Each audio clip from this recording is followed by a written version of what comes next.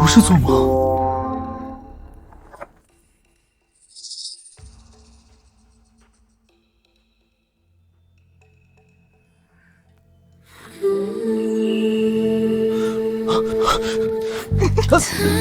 跑什么？这样不吃人？不是，我就想上个厕。朕的寝宫有公桶。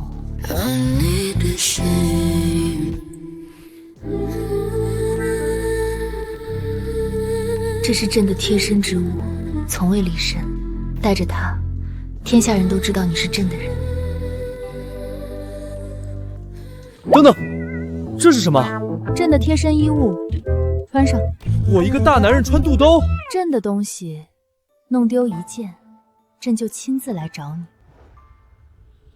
一个大唐女帝主动要包养我，客观来说，条件不差，管吃管住管上位。但问题是，她那边砍头跟切菜似的，我这小命扛得住几刀？把这些逆党的头砍了，挂在朱雀门上。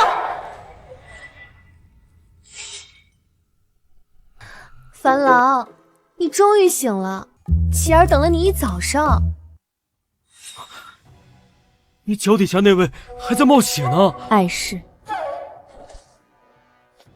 昨晚樊郎走得太急，琪儿的话还没说完呢。不是我想走，是那破镜子把我弹回来的。术士说阵法不稳，撑不了太久。不过樊郎别急，只需1月，阵法便能彻底稳固。到时候，樊郎就能永远留在朕身边了。这一次，谁也带不走你。等等，什么叫永远？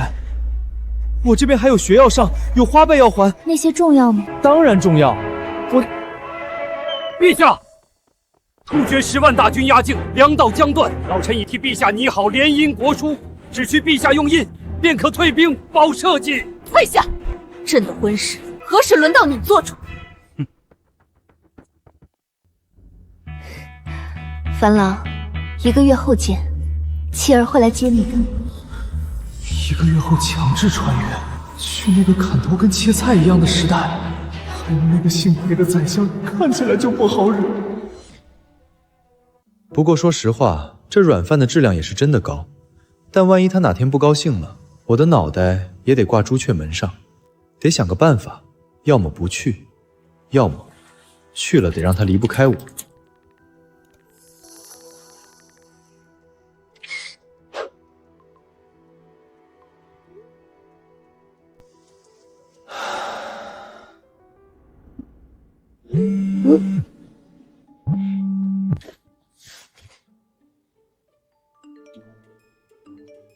我问的是生存问题，你们一个个往哪儿想呢？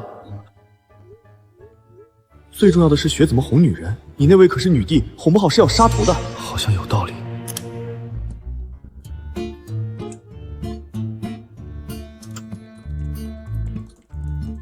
如何讨好强势女性？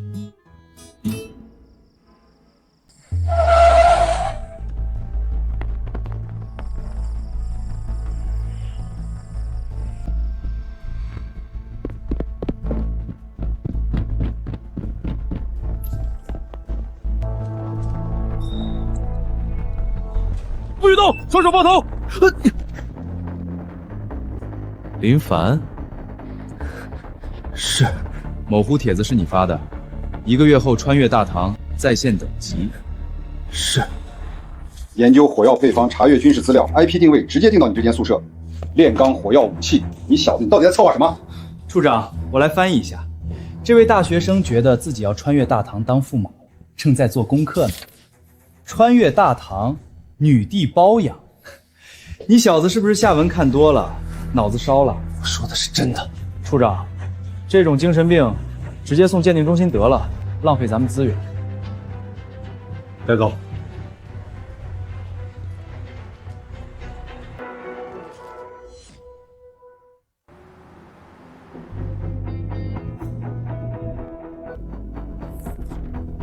林凡，你一个普通未毕业的大学生，某乎发帖说1个月后要穿越大唐，造谣是犯法的。张处长，我说的都是真的。我被这面古董铜镜拉去大唐，看到了女帝，她说服了我，让我1个月后过去，锦衣玉食。最重要的是，他当大的，其他小的他不管。哟，说服了我。你知道你现在涉嫌什么吗？非法持有疑似文物，网络散布恐怖信息，研究违禁爆炸物配方，够判你好几年了，还跟我扯什么女帝？陈哥，处长，我说句实话，把一个精神不正常的大学生当回事儿，传出去，整个特勤处的脸往哪搁？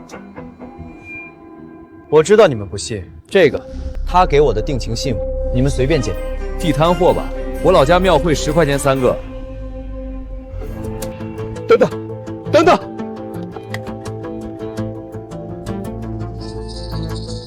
钟教授，有丝毛雕，这是游丝毛雕！什么？这个雕刻工艺失传了上千年，现代仿不出来。天寿元年玉制，全世界现存的5朝玉制玉器只此一件啊！这东西哪儿来的？我说了，女帝给的。你们不信，我有什么办法？林凡同志，你老实交代，对方到底什么底细？睡之前以为是中二病少女，谁知道是真女帝呀！如果你说的是真的，一条通往大唐的时空通道，这就不是一个人的事儿，也不是一个部门的事儿，这是涉及国家安全的重大战略级别发现。处长，就凭一块来路不明的玉和一个精神病的自涮，您就要往国家安全上靠，这也太儿戏了！谁能证明这块玉是真的？万一是高仿呢？我来证明。走，去科学中心检验，那里有最专业的仪器，可以检测碳14存在的年份。随便检测。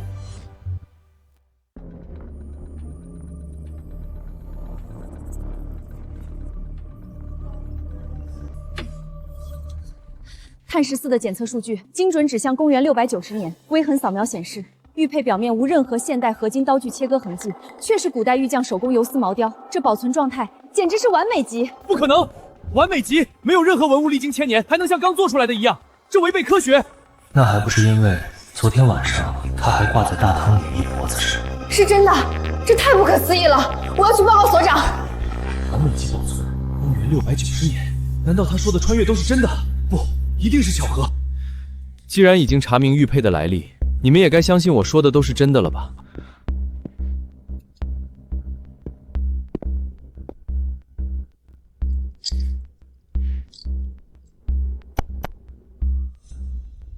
信你什么？他就算是真古董，也不能证明你说的什么铜镜、穿越、女帝包养这些鬼话。那你怎么解释这玉佩的完美保存度？或许是某个保存条件很好的古墓里流出的真品，被你从黑市上买到的。我一个穷大学生，去黑市买一块不当吃不当喝的玉佩，你怎么能？处长，鉴定文物真伪是一回事，相信一个人的穿越又是另一回事。玉佩的来源依然存疑，我建议对他进行正式调查，查清这块玉佩的真正来历，或许还能破获一起文物走私案。我不是针对你，如果你说的是真的，总会有比一块玉佩更有力的证据。但在那之前，樊郎，樊郎，你在吗？都安静，女帝大人找我了。樊郎，朕唤了你这么久。所有人回去。全体都有，向后转，谁敢回头，直接发配非洲。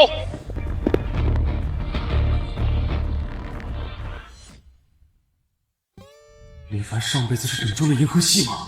这就是他说的大唐女帝？那皮肤的身材。希儿，你先把衣服穿好。为何？大唐民风开放，这有何不同？这边不一样。樊郎，亏你还说是新世界，怎么比朕这个古人还封建？好了，樊郎松手吧，你刚在跟谁说话？同学，在我宿舍蹭饭的。男的女的？男的。叫他过来，让朕瞧瞧。张处长。中年壮硕，发量不多，表情严肃，还算周正。叫什么？张建国。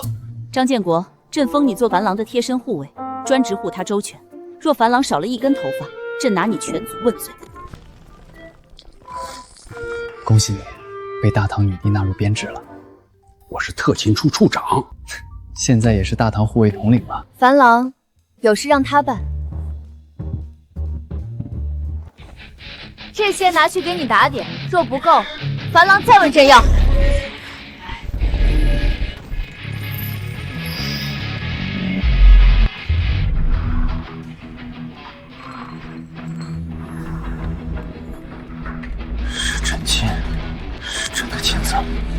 镜子里飞出来的，这就是大唐女帝给的零花钱。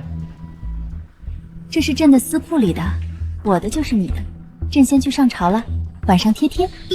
丁，宿主已被大唐女帝的黄金暴击砸晕，检测到极致包养行为，拼软饭系统正式激活，附送过目不忘本领。警告：女帝单方面投入过高，宿主回礼为零。女帝失望将引发蝴蝶效应，历史线永久改写，龙国国运崩塌。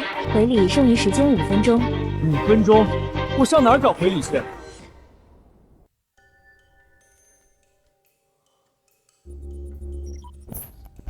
什么？只剩5分钟？送一套《资治通鉴》。《资治通鉴》里面写了他怎么死的，你让我送对象一本他的死亡说明书。AK47 设计图，有了这个，全部蛮族碾压。AK47，他那边连铁都练不利索，你给原始人送一台电脑让他上网冲浪啊？都别吵了，他是古代人，没见过现代的东西，给他整点科技与狠活。对，辣条、快乐水，再准备个平板，再下几百部偶像剧。这些太轻了，不够牌面。我不只是要讨女帝开心，还得让她的江山稳得住，否则覆巢之下岂有完卵？是不够大气。把那台天文望远镜拆下来，送过去。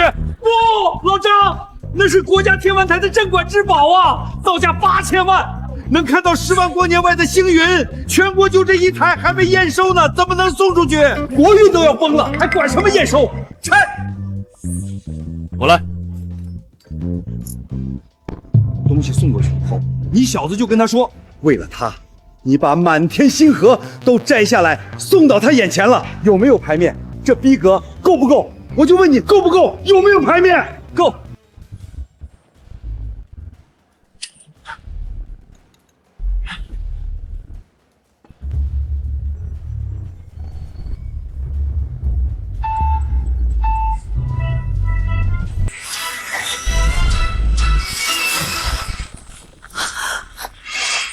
妻儿，我把整片星河送到你眼前，你喜欢吗？不会把它砸到了吧？陛下，国不可一日无君，亦不可无后啊！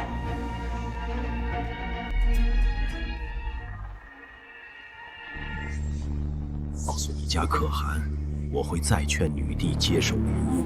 如若老夫用尽法子，她还不愿，那我愿与可汗里应外合，叫这江山换个主人。可汗说了，只要陪相能打开城门，事成之后，整个关中都是陪相的封地。如今突厥10万大军压境，国运垂危。陛下为了大唐社稷，即便不联姻，也请尽快招婿延续血脉，不可指望那来路不明的凡夫俗子啊！朕看上的男人，只有他能延续朕的血脉。你们这群蝼蚁也匹对他说3道四。陛下，突厥为雁门关戍援，粮草告急，百姓流离，只有联姻可汗才能解围，请陛下三思。够了！真气人！先去看看樊郎又给我送了什么好东西。樊郎，你真是的，对我太好了。那个望远镜朕很喜欢，能看到城外50里的突厥营帐，配你送的兵法，简直如有神助。谢谢樊郎。对了，樊郎，这黑色的水是什么？竟如此好喝。还有这红色的长条，朕从未尝过如此滋味。那叫快乐水，管够，你要多少我有多少。樊郎对朕真好。这几卷是太宗皇帝手书的地范，朕看腻了，你拿去翻翻。这盒子里是西域进贡的天山雪莲，泡水喝，补身子。等你来了，咱们为大唐开枝散叶。对了，今日是我的生辰，樊郎，你不跟朕说点什么？生辰？今天是你生日？去，派直升机，5分钟时间过去海底捞，请个专业团队过来。跟所有的烦恼说拜拜，跟所有的快乐说嗨嗨，嗨吼，baby。这一调唱得真好听，朕很喜欢。陛下，宫内抓到了几个刺客，您要不要去？朕去砍人了，回聊。林凡同志，国家可以给你请声乐老师的，报销。这竟是太宗皇帝的亲笔手书，笔迹跟故宫藏品温泉铭完全一致。这可是龙国历史上最完整的帝王治国方略，史书上只记载了残篇，原本早就失传了。钟教授，现在还不是你不懂，光这几卷竹简就能改写整个唐史研究，全世界的汉学家都得跪着来求我们借阅，诺贝尔和平奖都不够，得单独给我们设一个诺贝尔历史奖。诺贝尔的事儿先放放，我们来捋一下林凡过去之后面临的局势。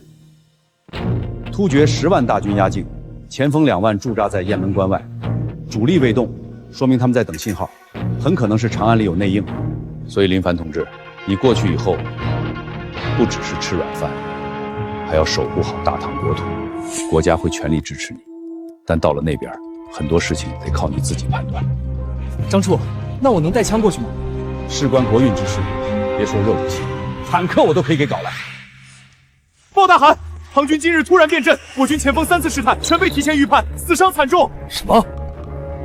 唐军可能提前知道我的调兵部署，大朝朝堂必有高人指点，传令金狼卫潜入长安，给我查清楚是谁在背后搞鬼。相爷，宫里传出消息，那个妖精里的人送了一件神器给陛下，能看到50里外的一草一木。禁军已经用它摸清了突厥前锋营的全部部署。什么？若突厥的一举一动都被他看透，那联姻之计就彻底成了废纸。更可怕的是，那个所谓的神使还能送出多少这种东西？哼，先下手为强了。从明日起，让内侍把这个掺进他每日的天山雪莲茶里。届时，即便那神使来了又如何？报大汗，唐军不知从何处得了一件神器，如同长了千里眼，能看清我方动静。我说，怎么几天之内，唐军突然能看穿我的一切不是，造出这等神器之人，断不可留！是谁给那女帝送来的神器？把她揪出来！无论是谁，我要当着全军，让他万箭穿心，挫骨扬灰！是。无锡，不管你背后到底藏了什么人，藏在何处，都得死！陛下，为了一个虚无缥缈的神使，您罔顾江山社稷，拒绝联姻，老臣这才不得不在您的食物里下毒，联合突厥大军破城。您不死，大唐迟早完。黑老狗，你勾结突厥，引狼入室，樊郎乃是我天命中人，岂容你们说三道四？哼！钦天监说陛下被妖精摄了魂，看来所言不假。您那神使呢？都这般境地了，他在哪儿？老臣这就送陛下和这神使下地府相会。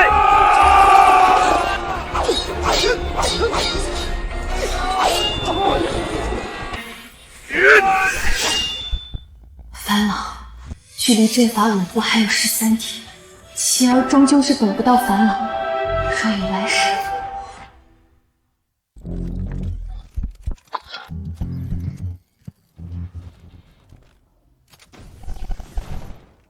不愧是国家最高科研园所出品，刑天外骨骼装甲负责近身防御，雷暴电磁步枪负责远程击杀。有了这套装备，你在大唐就是人形步枪炮。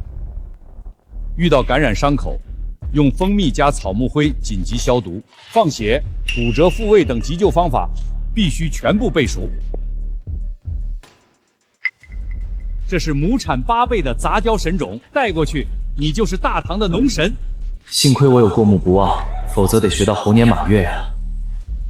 还有13天，我得背完整个现代工业文明。林凡，这是我连夜整理的急救包、便携净水片、打火机等生活用品。陈处长，你之前不是觉得我是精神病？以前是以前，现在是现在。权力的游戏，可以放未筛键版的吗？好好看，等下给你约了课。还有什么要学的？情感专家，有他的培养，相信我，你很快就会成为最强的把妹王。没有任何一个女人能够抵挡住你的语言魅力。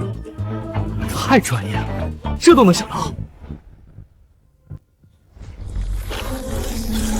警报！警报！检测到女帝武器生命体征急速下降，空间法阵因女帝绝望情绪提前崩塌。张处长，女帝出事了，我要提前穿越了！什么？全员1级战斗戒备。陈刚，把给林凡同志准备的书和道种都装进武器装备补给包，扔过去。林凡同志，国家是你最坚强的后盾。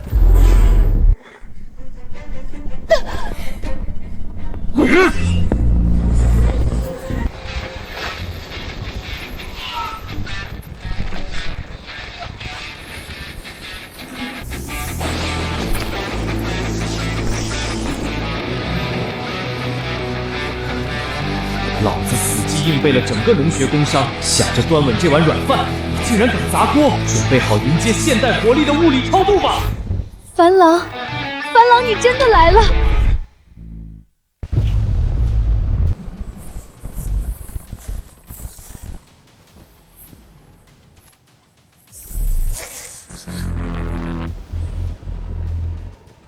老夫说什么来着？这妖精果然招来了妖物，弟兄们，杀了这妖物，救大唐社稷！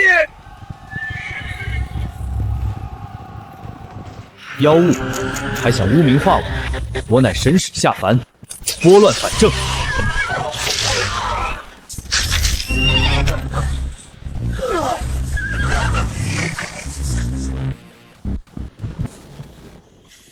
你说女帝被妖精摄了魂，那你勾结突厥，又是被什么摄了心智，狗胆包天？老夫是为了大唐社稷！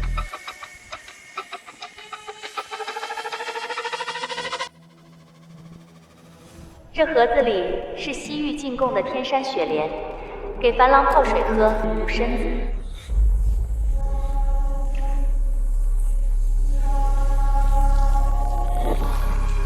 这雪莲里掺了乌头碱，会一点点吃心脉。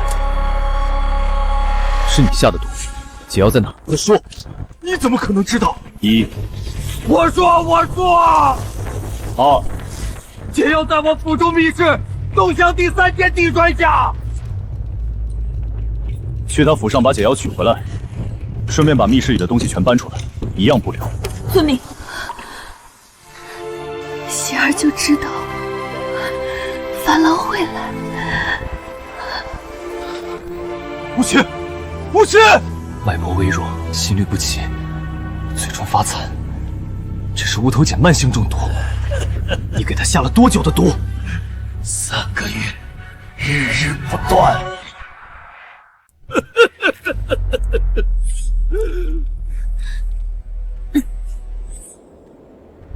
难怪毒入心脉，命悬一线。这老狗真是好狠的心。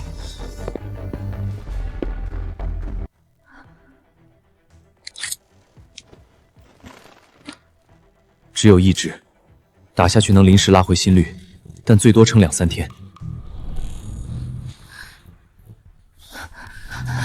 樊郎，别走！不走，但你得撑住。注意，女帝生命体征下降，剩余生命时间71小时58分。若女帝死亡，铜镜碎裂，宿主将永困于大唐，龙国国运线断裂。我国运绝不能断。裴彦辰府中密室搜出来的，帛书上写了毒药配方，但没有解药。解这个毒需要蜂蝶花的提取物。长安城里有没有精通丹药的道士？有个叫气虚的老道士，住在永乐坊。朝中太医都治不好的怪病，他能治，但他脾气大得很。上去太医院的人去请他，被他放出3条大黄狗撵了2条街。不给看，那就让他见识点他拒不了的东西。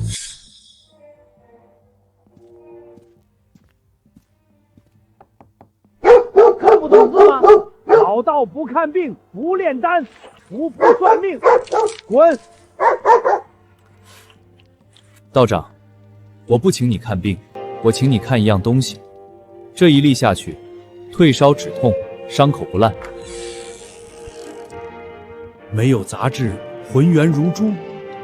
你这是怎么做出来的？这个说来话长，但我现在没时间细说。人命关天，我心爱的人乌头界慢性中毒3个月，心脉衰竭。你手上有没有蜂蝶花？你是什么人？一个端软饭的。道长，时间紧，帮还是不帮？蜂夹花老刀有，但提取需要6个时辰，否则浓度不够，反而会加重中毒。有这些工具，2个时辰足够。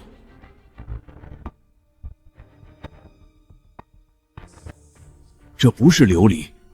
老道，我活了70年，也没见过这么通透的东西。以后有机会再教你做，现在先救命。老道行医50年，什么怪病都见过，但用这透明气品蒸药，闻所未闻。你究竟从何而来？一个不用砍头的世界，大部分时候。那倒是不错。太庙出事了！刚刚继续在裴府搜查的禁军来报，搜出了突厥密信，上面列着宫中内应名单，可能有突厥金狼卫混进了禁军中。无锡身边现在谁在守？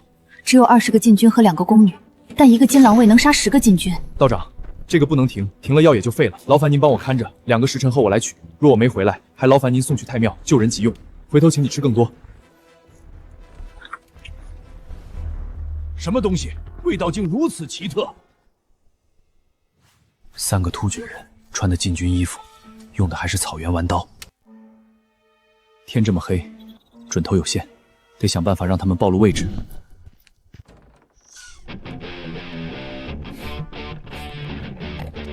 背包里有镁条和化学引燃剂，加上硫磺和木炭，可以做简易半发地雷，踩上去炸不死，但能暴露位置。剩下的交给子弹。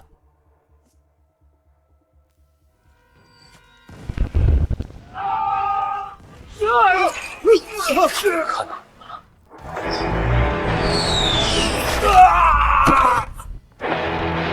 他往侧殿去了，陛下还在侧殿。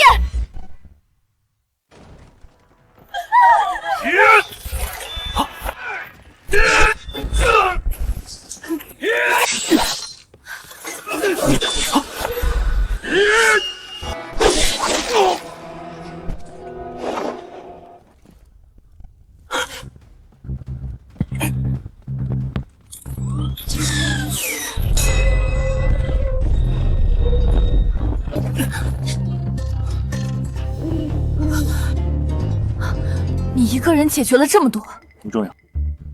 你来看看这个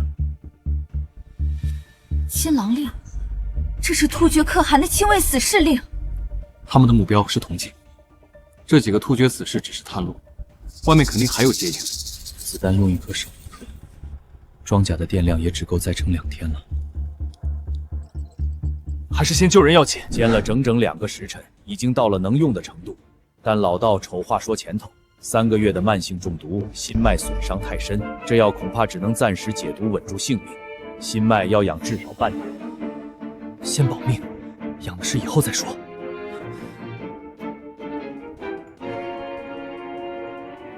心脉趋稳，无头间残毒正在被压制。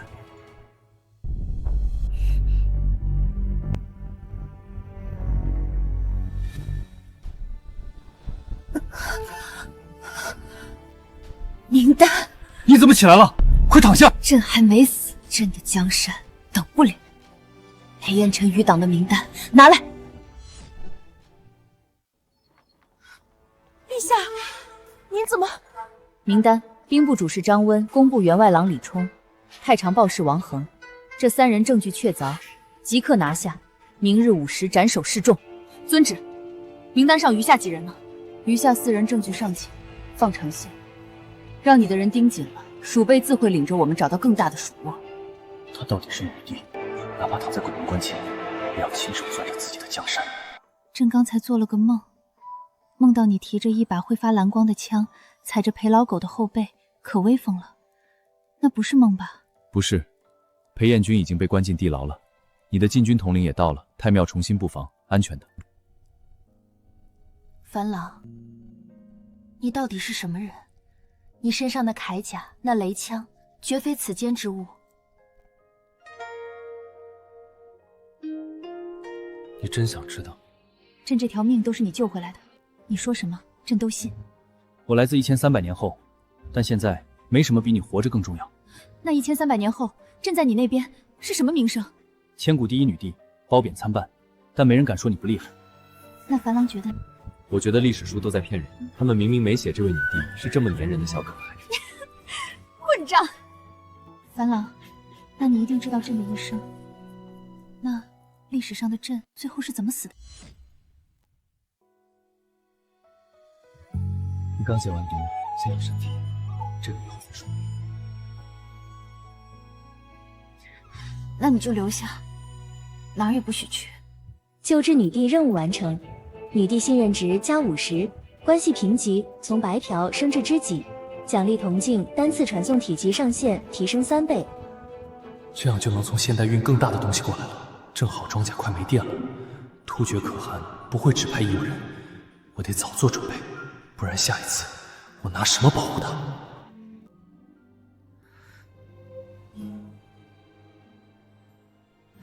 樊郎，你不肯说朕怎么死的，是不是结局很惨？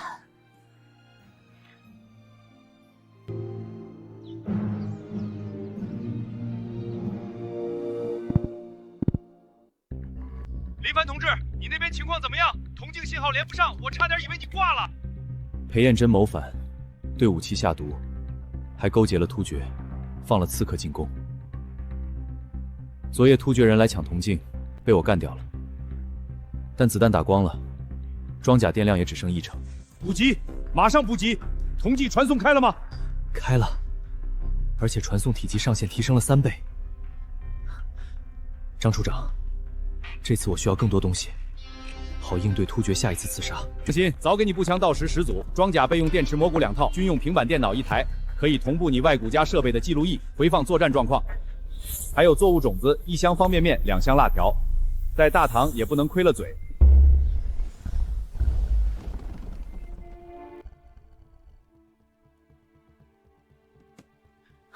太好了，裴彦真虽然倒了，但他在朝中经营多年，余党肯定还有。武袭中毒3个月，朝局人心浮动，我得让满朝文武亲眼看看，谁才是叛国的人。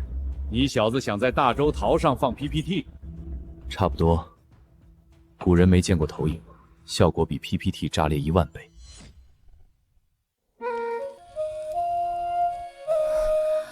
樊郎，你在跟谁说话？你先躺着，身体还没恢复。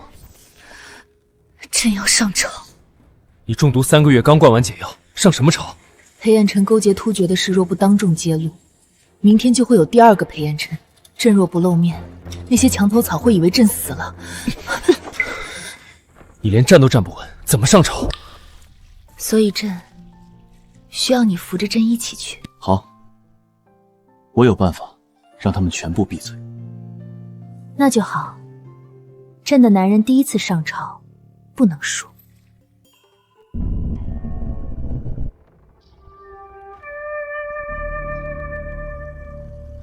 陛下，您下令拿了张温、李冲、王恒3人，已于武士伏法。余下4人中，崔正和韩昭最为活跃，近日频繁串联朝臣。臣恐今日上朝，这2人会跳出来闹事。乱不了，我来替陛下收拾干净。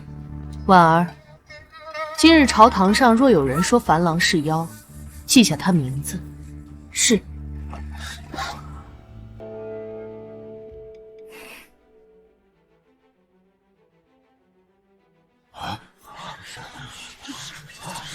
陛下，昨夜太庙紫雷降世，裴相身死，满城百姓惶恐。坊间都说陛下被妖精蛊惑，引妖物入宫，此人来路不明。臣恳请陛下将他交大理寺审问，以安天下人心。此人来路不明，身穿妖甲，手持雷器，非人间之物。裴相纵有过失，也是一心为了社稷。陛下为了一个妖人杀朝廷柱柱，天下人寒心呐！说完了。臣句句肺腑。樊郎，他们说你是妖物，你怎么看？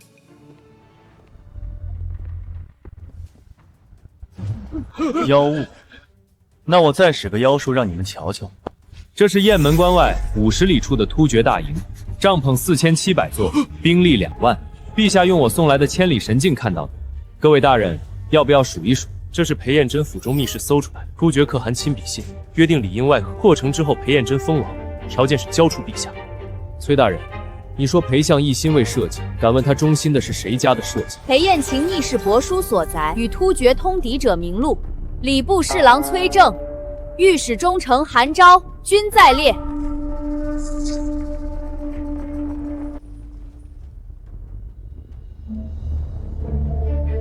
还有谁想替裴老狗喊冤？昨夜裴彦辰叛乱，勾结突厥，对阵下毒3月，引突厥刺客入宫。若称樊郎千里赴难，朕以身死，大唐已亡。礼部侍郎崔正，御史中丞韩昭，通敌叛国，罪证确凿，斩立决。手戟挂朱雀门，与张温、李冲、王恒并列示众3日。陛下饶命！臣是被裴彦辰胁迫的，臣拖下去。其余附逆者，削官籍，全族流放岭南。有不服者，现在上前一步，朕亲自来听。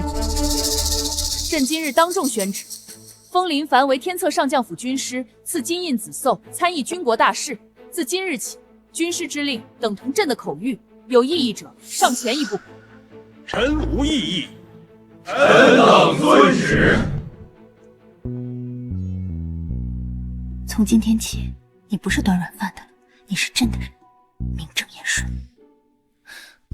这东西挺沉，能换钱吗？混账！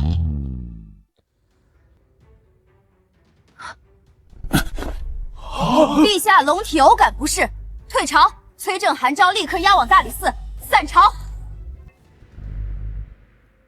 樊郎，真威风吗？威风，但下次能不能威风完再斗？不行，朕要让他们看到，是你接住了朕。这女人连熨斗都要算计好在谁面前倒，为我造势，我得让满朝文武心服口服，才不枉费她这番心思。军师接住了陛下。你没看出来，陛下那是故意倒的啊！老夫活了60年，第一次看到有人把晕倒这种事儿干得这么有章法。鲍大行，长安传来消息，堂弟封了一个叫林凡的人为天策军师，赐金印紫绶，就是那个召唤雷柱的人。究竟是何方神圣，能有如此力量？会不会和我要找的人有关系？传令金狼卫，给我好好查查他的底。之前那个画像上的人也继续找。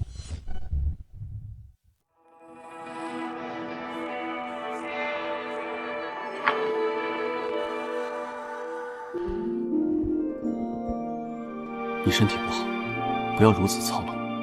情况紧急，陛下也是没有办法。突厥起兵焚烧了北方3批运粮车队，粮道彻底断绝，3日之内斗米涨至300文。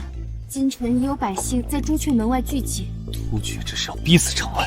不止如此，臣让人核查了官仓账册，上面存粮有4万石，但实际开仓清点只有2万石不到，整整少了一半，不知去向。少了一半，竟如此大胆！哼，大唐的柱柱，你会一个一个揪出来。臣怀疑是兵部左侍郎刘渊经手的军粮调拨出了问题，但暂时没有直接证据。他还提议弃守长安，南迁洛阳。外有突厥烧粮，内有蛀虫偷粮，百姓饿着肚子就会怨朕。户部尚书请开官仓放粮，但官仓存粮只够撑7日。3面刀子一起割，他们是想逼朕要么南迁，要么垮台。还有一件事，朱雀门外有百姓在墙上写了“妖精祸国”4个字，坊间有人在传说铜镜招来了灾祸，突厥围城是因为陛下留了妖物在宫中。他们骂朕，朕忍；说铜镜是祸根，朕也忍。但樊郎是朕的，谁都不准怕。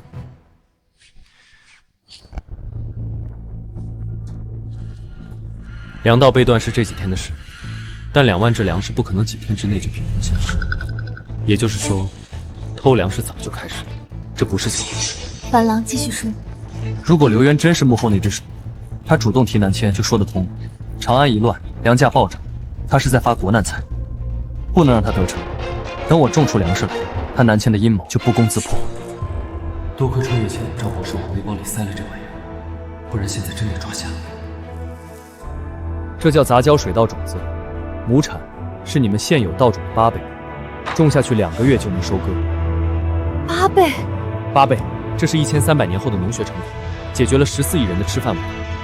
但2个月太久，长安撑不住。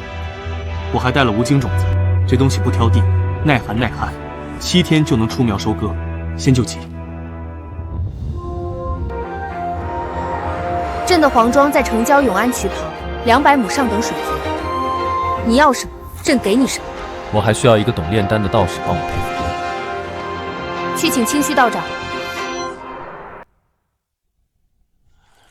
道长，你炼丹用的硝石就是氮肥的主要来源。草木灰里有钾，骨粉里有磷，按这个比例混合，就是最有效的复合肥料。硝石、草木灰、骨粉这3样老道炼丹确实常用，可这玩意儿混在一起往地里撒，不会把苗给烧死？比例对了就不会。你炼丹不也讲究火候配比吗？一个道理，不要在意那么多细节。学会了没？有理，老道明白了。去把各家的草木灰全收来，骨头渣子也要，越多越好。军师大人，不是小老儿不听话，小老儿种了40年地，从没听说往地里撒硝石骨粉还能长庄稼。这要是把苗给烧死了，全家老小跟着饿死，谁担这个责？城里来的官老爷懂什么种地，人菜化海。这像是无精种子，但这籽粒比我们寻常种的更饱满。对，各位都种过无精，知道这东西皮实，不挑地，耐寒、旱涝都能活。只不过你们以前种出来个头小，产量低，当不了主粮。问题不在种子，在土。你们想想，最肥的庄稼是不是都长在沤过粪的地里？我这肥料就是把沤肥的道理用到了极致，让这无精7天就能长到寻常2月大小。7天，军师大人。小老儿种了40年地，所以你比谁都清楚，无精这东西长得快不稀奇，稀奇的是怎么让它长得又快又大。信不信不要紧，那边200亩种1季水稻，这边划出10亩来种无精，7天后就能见分晓。赌一把如何？否则7天后全长安吃什么？种！都愣着干什么？信一把军师大人的种子，种！官仓存粮不足7日。就算再省，也不过多撑几日。军师那套撒灰种地的把戏，真能变出口粮来？等他种出来，长安百姓的骨头都凉了。刘大人所言不差，按目前消耗，后日5时粮尽。明日朱雀门外百姓还会聚集闹粮，老夫要当着全城百姓的面，请陛下下旨南迁洛阳。那个所谓军师若敢拦，让他拿粮食来说话。刘大人，军师毕竟有陛下金印在身，当众驳他的面子，会不会太冒险？金印是陛下给的，不是天上掉下来的。他林凡凭什么坐在那个位上？凭一面铜镜几个花招？长安城里的世家大族经营了几代人的产业，黄庄试验田一搞，下一步是不是要重新张良田牧，打压豪强？到时候在座各位的家主还保得住吗？粮食没有，花招倒是一套一套。诸位想想，他来了之后做了什么？裴相死了，崔大人、韩大人也死了，朝中老臣还剩几个？下一个会是谁？大人，洛阳那边的田庄已经收了3000担粮，都囤在庄子里。若南迁而行，这批粮转手就能翻5倍。急什么？长安饿得越虎南迁，呼声越高。等百姓彻底对女帝失望了，老夫就是救他们于水火的功臣。那坊间散布妖精祸国的人手还要继续加派人手，让百姓骂女帝、骂铜镜、骂那个军师。只要民心散了，女帝就是空架子。是。3天没吃东西了，朝廷到底管不管我们死活？自从那铜镜进了宫，突厥就围了城，粮也断了，都是那妖物害的。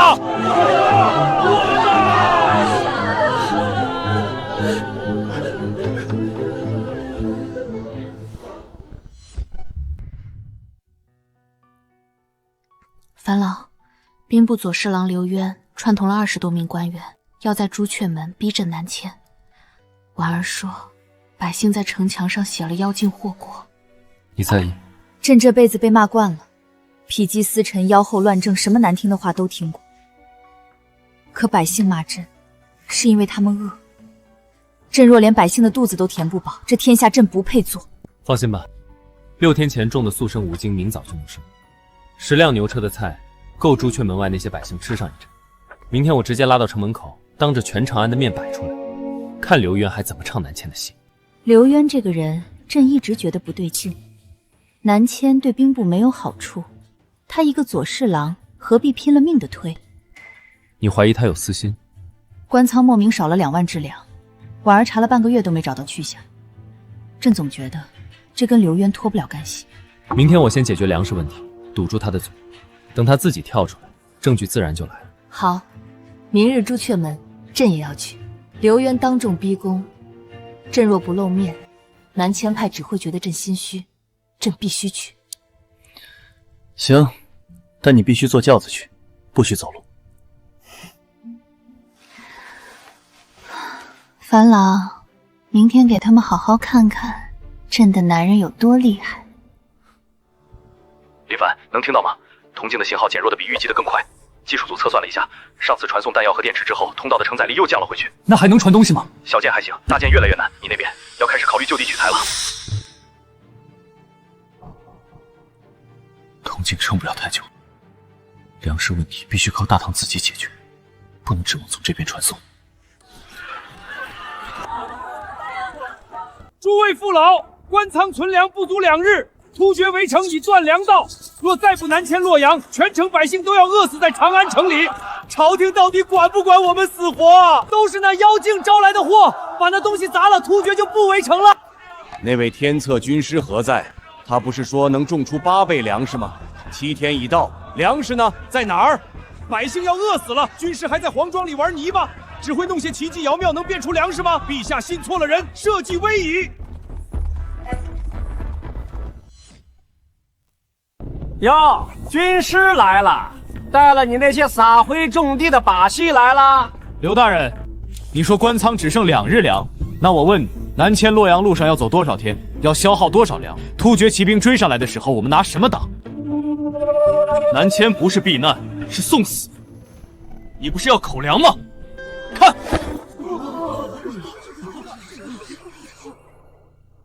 各位父老，这是黄庄7天前种下的无精，你们都种过无精，知道这东西皮实耐寒不挑地，用了我的肥料配方，让土壤肥力翻倍，7天长到了这么大。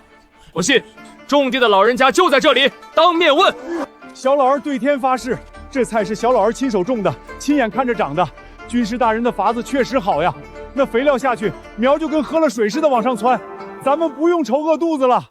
不可能，7天怎么可能长出这么大的无精？把无精切了分食，让百姓们先尝尝。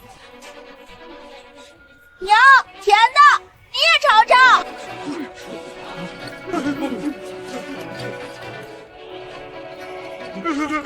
帝释神宗，帝释神宗。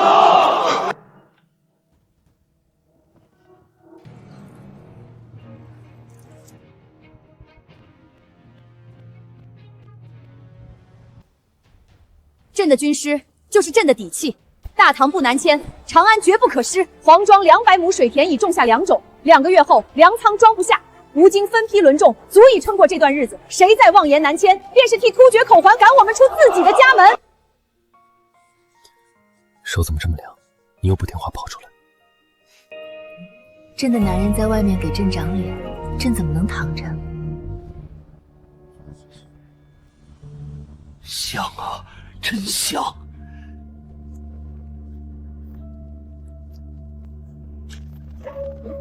可汗大人一定会满意这个消息。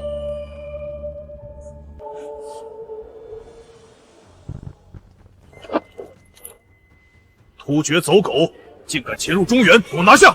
什么？螺旋纹黑玉坠，突厥皇室暗镜。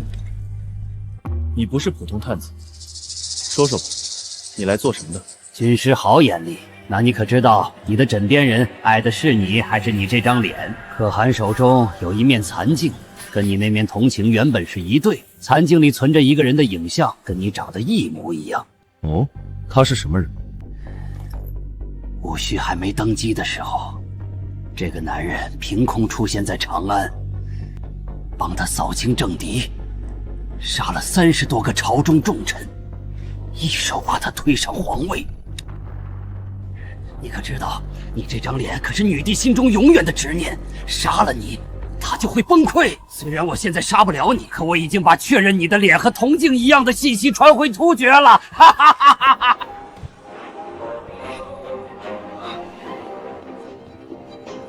关好他，嘴堵上。如果他只是在我身上找另一个人的影子，那这碗软饭我还能心安理得地吃下去吗？检测到宿主情绪异常波动，是否查询前世档案？不急，我喜欢当事人。戊戌，你只是把我当做替身了吗？不管答案是什么，我得亲耳听你说。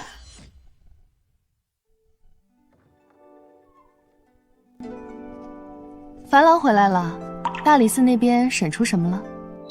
审出一件有意思的事。吃瓜吃到自己头上了。过去是不是曾有个跟我长得一模一样的人？谁告诉你的？那个突厥的密探，他说可汗手里有一面残镜，存着那个人的影像。 20年前，朕还没称帝，甚至还没入宫。那年朕14岁，被从感业寺接回长安的路上遇到了一个人，他也说他来自千年之后。他帮朕扫清了所有拦路之人，一个不留。朕问他为何如此，他说，因为朕注定会成为千古第一女帝。然后呢？他死了。太子旧部发动宫变。 他替朕挡了17刀，死之前他说他会回来的，到时候樊郎就能永远留在朕身边了。这一次，谁也带不走你。难怪你当时那么笃定我会传来。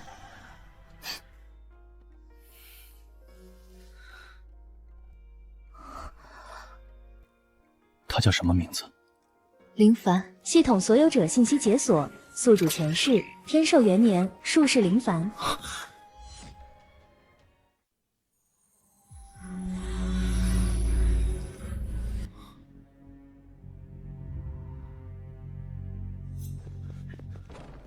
偏软饭系统其实名为归位系统，乃前世宿主临终前自设，嵌入铜镜核心阵法。等等，所以上辈子的我。 临死前最后的遗愿不是报仇，不是留遗言，而是给下辈子的自己设计了一套拼软饭系统。对啊，他对转世的自己，也就是你的定位是软饭硬吃，保命优先。下辈子替我好好照顾他。原来上辈子的我拼了命保护他，又设计了系统让我回来继续守护他。前世今生2辈子的软饭，不吃也得吃。 朕等镜发光，等了1辈子，所有人都说朕疯了，说那个男人是妖，铜镜是邪物。朕把说这话的人全杀了，直到铜镜终于亮了，朕透过镜面看到的是你的脸，跟他一模一样，朕就知道是你回来了。希儿，前世救你的是林凡，这一世留下的是我林凡，我不是他的影子，也不是谁的替身。混账！你以为朕分不清吗？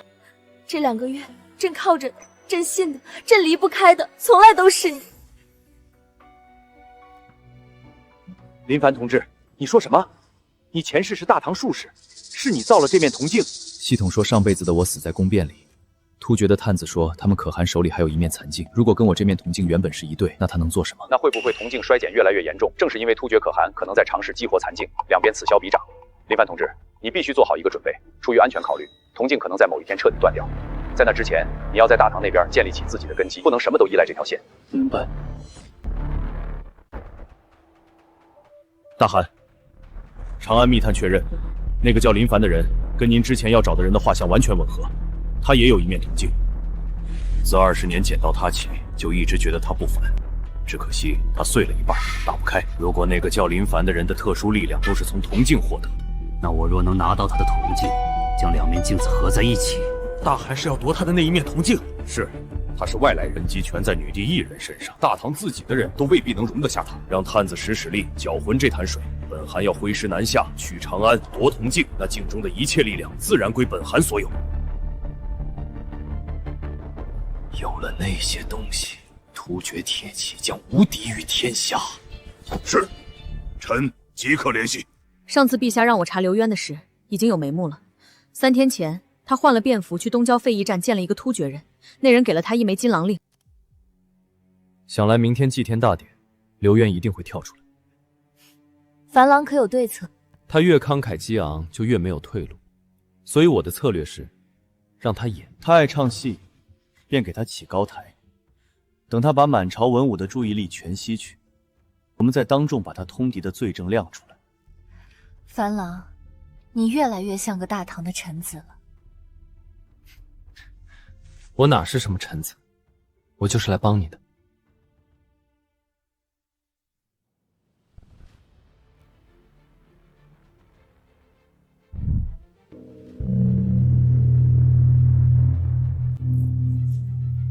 臣兵部左侍郎刘渊有本启奏。陛下，自军师掌权以来，裴相身死，崔正、韩昭伏法，朝中肃老失去其期，老臣们为大唐效力半生，如今人人自危，臣等23人以血为书，恳请陛下罢免军师之职，恢复旧制，以安天下世事之心。军师新政推行张良田亩，收归粮仓，打压各地大族，世家百年根基一朝动摇，士绅离心，天下动荡。臣愿以死相见，若陛下不允，臣今日便撞死在这祭坛上。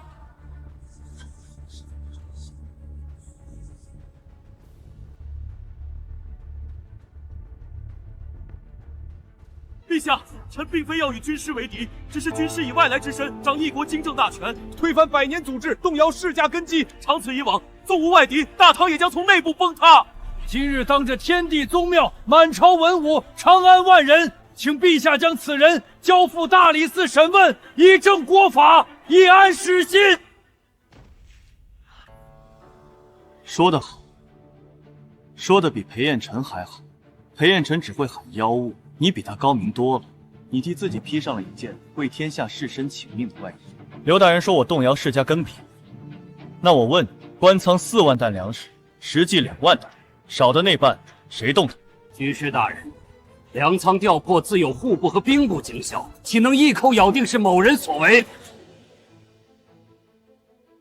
这是刘大人袖口的绳结，这是突厥密使脖子上的绳结。这种螺旋鞭法只有突厥王庭在用。刘大人，请问您什么时候学的突厥手艺？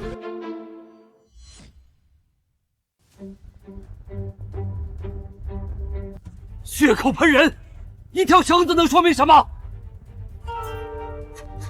陛下，既然刘大人不见棺材不掉泪，臣请旨搜身。你们不能碰我，我是朝廷命官。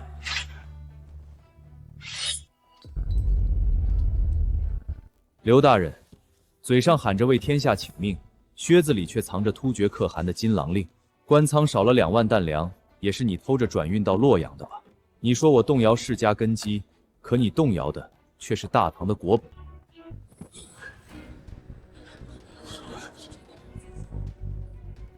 拖下去，斩了！你以为杀了我就完了？可汗要的是你那面妖镜，只要妖镜在大唐1日，10万铁心就不会退。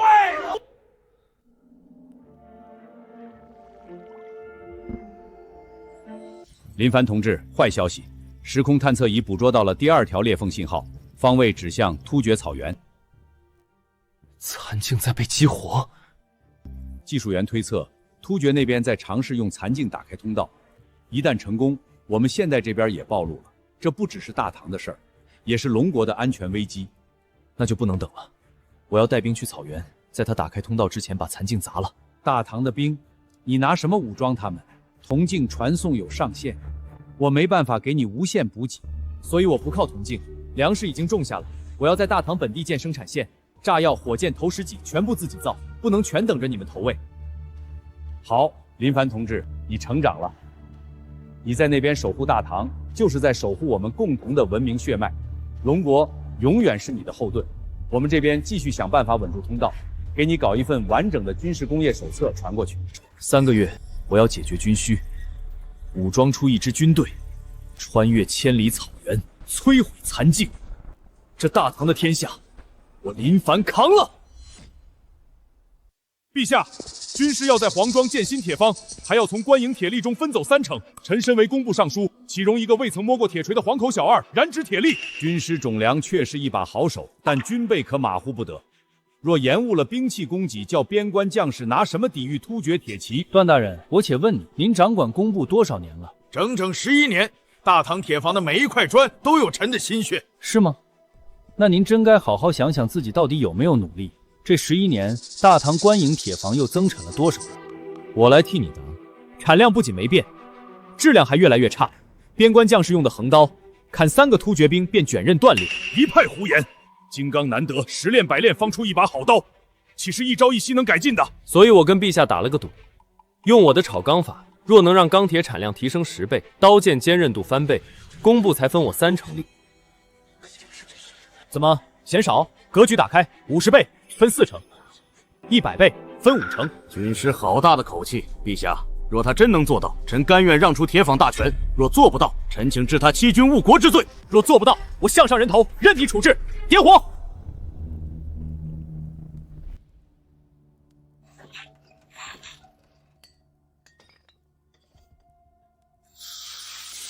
等着看笑话吧！一路废铁渣子出来，老夫亲手把他的脑袋拧下来。抽出你们的刀，用力朝这块钢皮砍下去！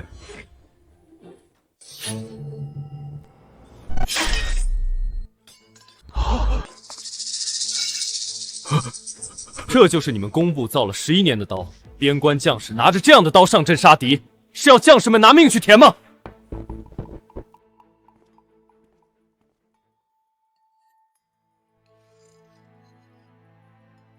若将此钢断成甲片，突厥弯刀砍上去，怕是连白印都留不了。军师的对赌，朕准了，工部全力配合，谁敢拖延，以通敌论处。段大人，您方才不是说要亲眼见证，现在见证了，还有何话说？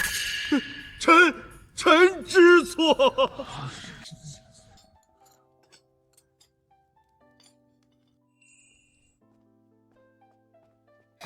樊郎，你方才真威风，以后朝堂上你尽管放手去做，朕给你撑腰。你就不怕我把朝廷的钱都分走？朕的就是你的，分什么分？这只是第一步。钢铁解决了刀甲，但要打突厥骑兵，还需要炸药和投石机。炸药比道士炼丹炸炉猛100倍的东西。我需要把长安城里所有会炼丹的道士招来，组建一个工坊。朕下旨让清虚道长去找人，但段伦今日丢了颜面，定不会善罢甘休。他背后是齐州段氏。工坊的位置和配方只有我和清虚知道，我会防着他。万事小心。今日朝堂之事你们都看到了，他要分走官营铁力，下一步就是要收归冶炼权，断我们世家的根基。崔正、刘渊都死了，下一个轮到谁？段大人，他有陛下撑腰，明面上咱们动不了他呀。明面上不行，那便来暗的。那些炼钢炉、火药作坊，一把火就能烧个干净。没了工坊，我看他拿什么兑现对赌？去联系东城的人，手脚干净点。大人放心。一个外来人想动世家100年的饭碗，也得看自己有没有这个命。都听好了，军师大人的秘方，出了这道门就烂在肚子里。谁敢外传，贫道亲手把他扔进八卦炉里祭火。师叔，咱们不是来炼长生丹的吗？怎么弄得这架势要上阵杀敌呀？这就是上阵杀敌。各位道长，你们平时炼丹用的硝石、硫磺、木炭，按照我这图上的比例混合研磨，就是火药。但我需要颗粒化的火药，装进特制的铁壳里，做成炸药包。这东西塞满火药，插上引芯，点燃扔出去，一颗就能把一辆马车炸上天。别乱摸，等把配方备熟了再碰。道长，这批火药3天内必须出厂品，突厥的弯刀可不会等我们。军师放心交给贫道，这配方我炼丹时早有雏形，只是从未想到如此配比。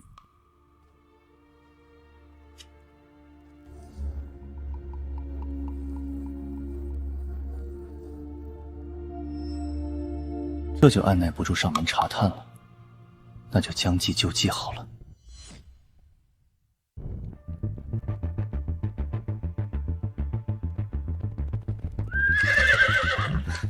军师，安探传回消息，段陵昨天散朝后见3名世家官员秘密见面，他的亲信傍晚出城，偷偷进了东郊废驿站。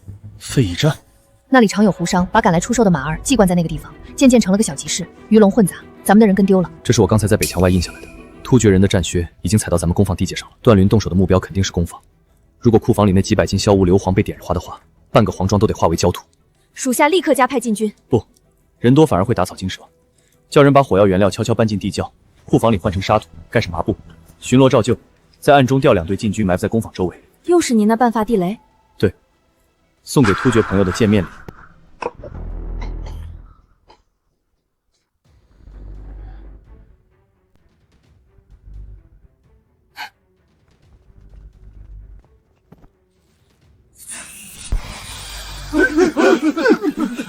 上烟法，别管烟，先烧炉子。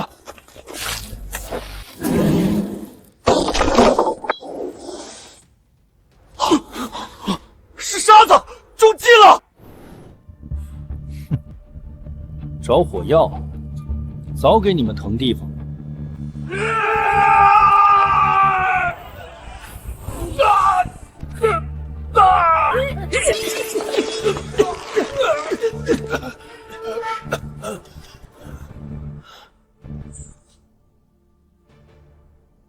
道长，明天去城里散布消息，就说工坊大火，炒钢炉全火，火药原料全都烧了。军师这是要将计就计？对，先让段灵高兴2天，爬得越高，摔得越惨。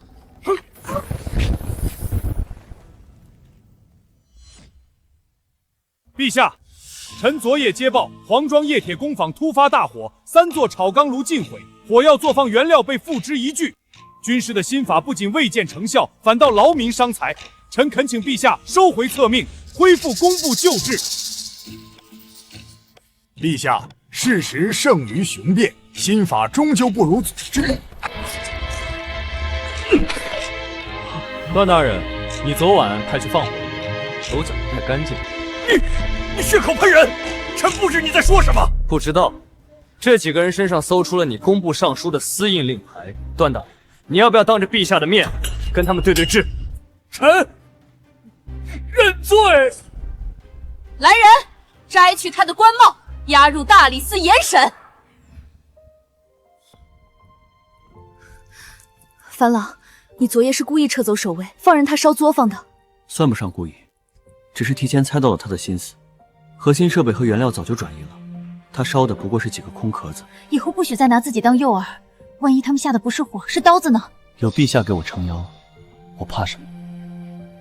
没个正经。段云虽然倒了，但婉儿连夜审了那8个黑衣人，其中有2个骨骼形貌根本不是我大唐子民。突厥人是金狼卫。段陵背后有突厥可汗的手在推波助澜，他们在长安的情报网比我们预想的还要深。既然他们把手伸进来，那就不能只被动挨打。我迟早要最终踏平突厥王体，但先得把长安的眼线拔干净。敌暗我明，你要如何拔？用他们自己人。段伦现在关在大理寺，他为了保命，肯定愿意吐出几个联络人的名字。我去大理寺亲自审他。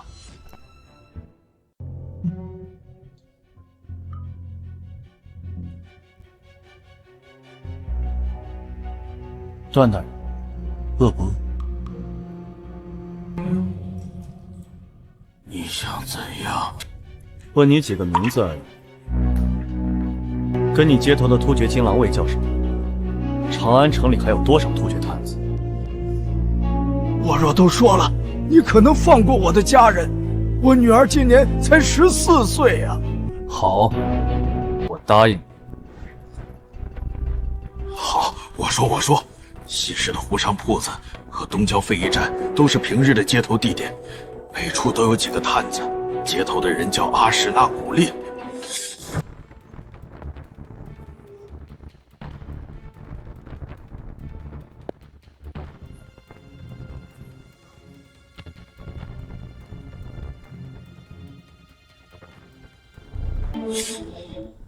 昨夜臣奉命清剿金狼卫暗桩，于西市查获密信，信中所在，突厥可汗已集结15万大军，比此前军报多出整整5万。突厥前锋3万精骑已越过阴山，不出半月，便可兵临长安城下。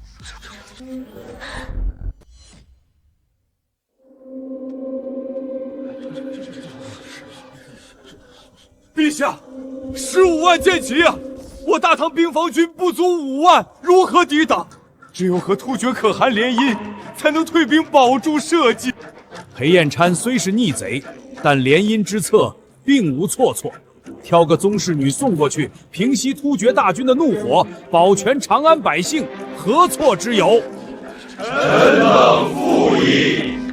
朕说，江山社稷不需要牺牲女人的年华来保全。陛下，这是国事，长安万千百姓的命，难道比不上一个公主的婚事吗？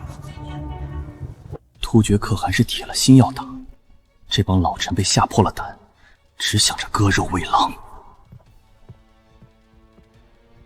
臣不同意，臣愿请战，亲自带兵抵挡突厥大军。军师未免太儿戏了，连一场正面战役都没打过，凭什么断言能挡住15万铁骑？军师的炒钢炉和火器，对付几个小毛贼或许够用，可15万骑兵杀过来的时候，你那些铁疙瘩能挡住吗？卢大人，那我问一句，送了公主去和亲，突厥就不打了？自古和亲都是这样，结为秦晋之好，自然就退兵了。裴彦辰当初也是这么说的，可他最后引狼入室。突厥稀罕的不是公主，他要的是大唐的软弱。你们每退一步，他就进一步。今日送公主，明日割城池，后日纳岁贡，那大后日呢？让大唐百姓世世代代向突厥人摇尾乞怜吗？你站着说话不腰疼？那你说我们该怎么办？拿什么挡？不和亲，不割地，不赔款，天子手敲门，君王死社稷。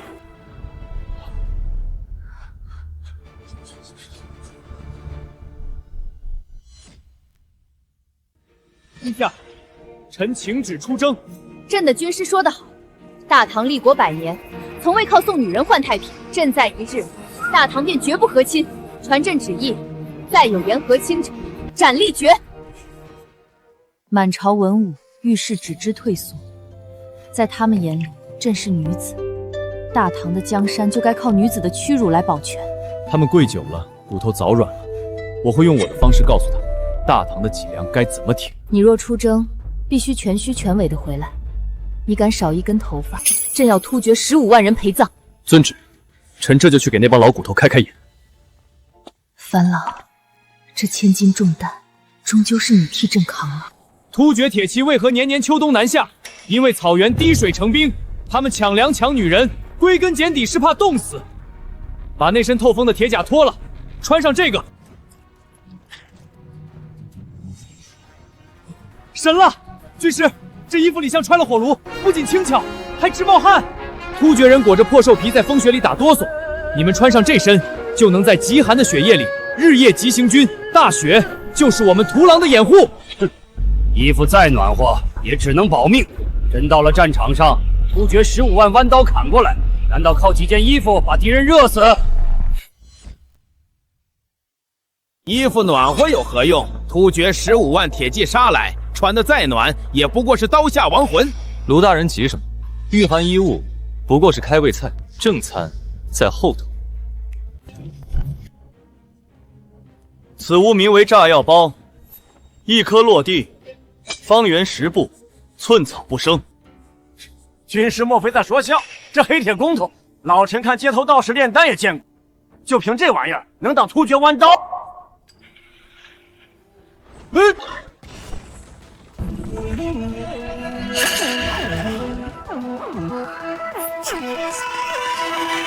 ？10步之内五脏俱碎，管他穿什么铁甲，皆是死路一条。这颗是铁片炸药包，那天锋利碎铁，一旦炸开，30步内铁雨洗地。军师，若靠人力投掷，不过10步，恐伤及自身。可若改用投石机抛射呢？侯老将军不愧是用兵大家，正有此意。此乃我让工坊新研制的投石机，较原来使用的射程更远。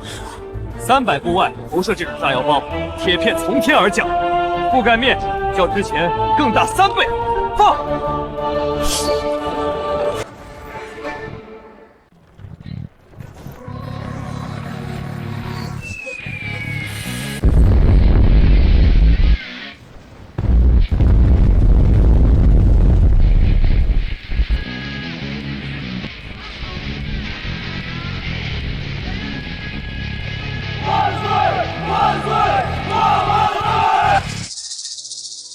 老夫打了40年的仗，今天才知道什么才是真正的神兵。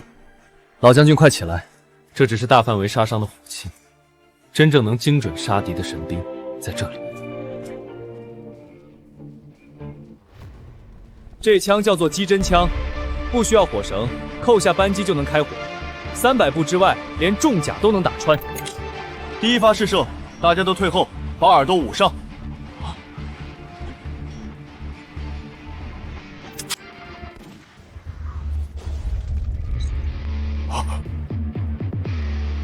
300步就能打穿重甲，有了这样的利器，我们还怕灭不掉突厥吗？军师，从今天开始，我这把骨头就听凭军师差遣了。老将军言重了，兵器再厉害，也得有懂兵法的人来指挥。怎么用这些火器在草原上消灭15万突厥结兵，我还得指望您来排兵布阵。传朕的旨意，封林凡为神机营统领。臣领旨。警告检测到残境能量剧烈波动，突厥可汗正在强行激活残境，预计15天内时空通道就会彻底开启。神机营才刚刚建好，突厥居然提前动手了。15天又能怎么样？我答应过妻儿，大唐绝对出不了事。只要火力足够旺，管他是什么牛鬼蛇神，全给他炸成灰。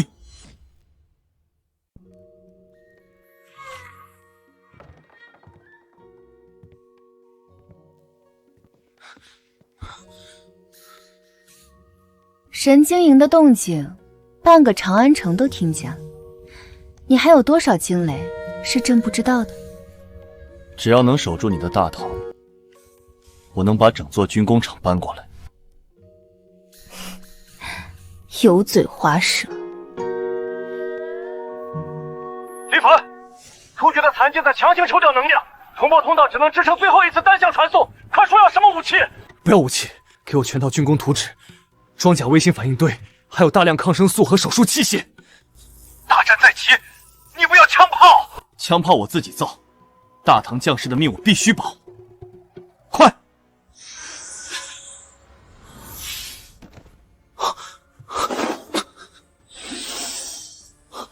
张处长，张处长！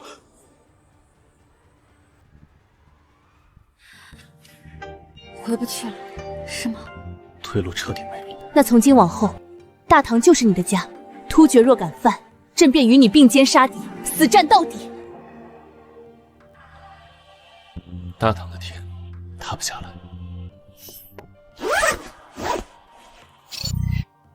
有了这个反应堆，我的刑天专甲就能重启。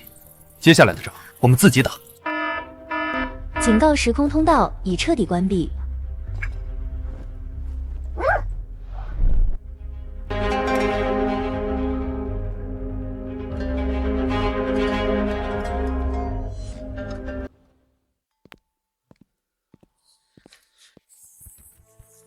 女帝诏曰：天策军师林凡现神器有功，特封征北左路军师，秦九为副将。臣领旨。封侯俊贤为右路军师，牛明达为先锋，即刻率军北伐突厥。臣等领旨。此乃太宗亲佩程颖剑，持此剑如朕亲临。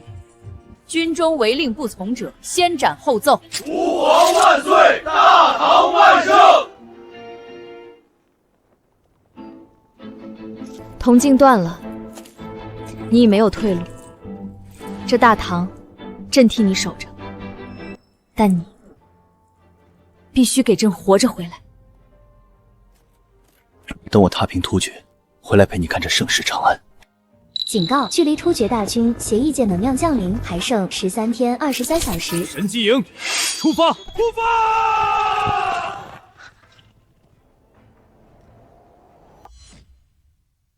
报将军，雁门关遭3万突厥大军猛攻，守将传信，关城最多再撑1日。3万？军报上明明说只有1万有起。突厥提前发难，看来是可汗急着激活那半面残境。军师，此地距雁门关尚有200里，投石机深陷泥泞，咱们3日内绝难赶到。辎重交给你，走大路慢慢跟。秦九，在，神机营带足机针枪和炸药包，随我抄近路。12个时辰内，必须兵临雁门关。得令。军师，您终于来了！滚木劣势全空了，弟兄们准备拿命填城门了。有我在，天塌下来也轮不到你们填命。3万人，关外连5000都不到。不能啊！前2日漫山遍野都是突厥狼骑，攻势极猛，昨夜才突然安静下来。那不过是障眼法。好一招声东击西！关外这5000残兵只是用来妥住你们的诱饵，真正的主力已经绕行阴山小道了。燕山小道，那是直通荆州隘口的死路。荆州守军不足300老弱，荆州一破，突厥铁骑3日内便可直捣长安。军师，那雁门关外这5000人，关门死守。侯俊贤的重兵一到，这5000人插翅难逃。秦九，在神机营掉头，随我追击突厥主力。敢踏入荆州半步者，杀无赦！警告：异界能量波动剧烈。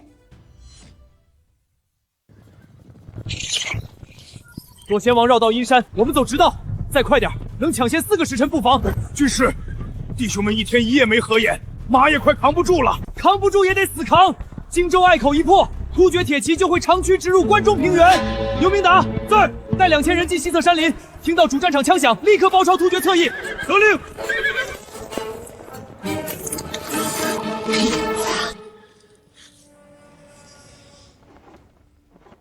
大唐连重甲兵都死绝了吗？派一群拿短棍的步兵来拦本王！勇士们，给我踏平他们！全体上膛！第1排放，第2排放。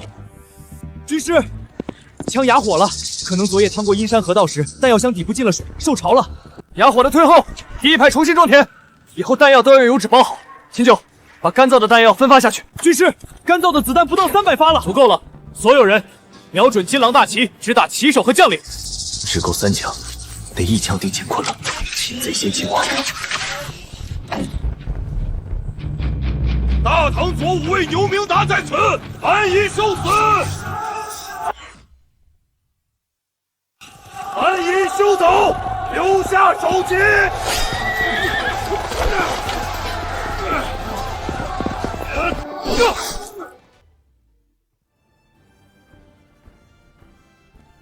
荆州大捷，全歼突厥左翼，生擒左贤王。反狼果然没让朕失望，恭喜陛下！军师此战定能震慑草原诸部。荆州距云州800里，沿途全是荒漠，神机营带的辎重怕是撑不到云州。兵部昨日上奏说前线运粮耗费巨大，国库空虚，请旨暂缓补建。暂缓？军师在前线拿命给大唐拼疆土，他们在后方跟朕哭穷。传朕旨意，开太原府长平仓，征调800里加急一马，把补给送到军师手里。谁敢阻拦，力斩不饶。遵旨。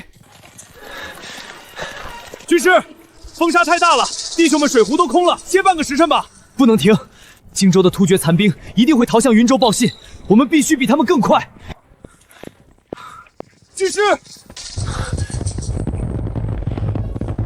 警告：未知能量正在强行突破通道，宿主肉身正在受到反噬，时空稳定系数下降至37%，通道预计8天后全面崩溃。给我打一针强心剂。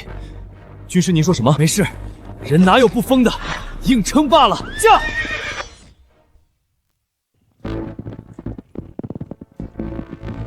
大唐的软骨头，就凭你们那几架破木头，连城墙的土都震不掉！赶紧滚回长安，找娘亲吃奶！军师，城门乃百年铁木，护城河虽干，强攻定会折损精锐，不如退后10里安营。大唐没时间耗了。神机营，换破甲雷，放！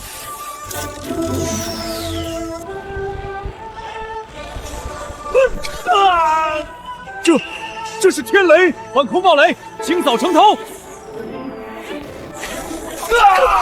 侯将军，城门已开，大唐铁骑，随我杀！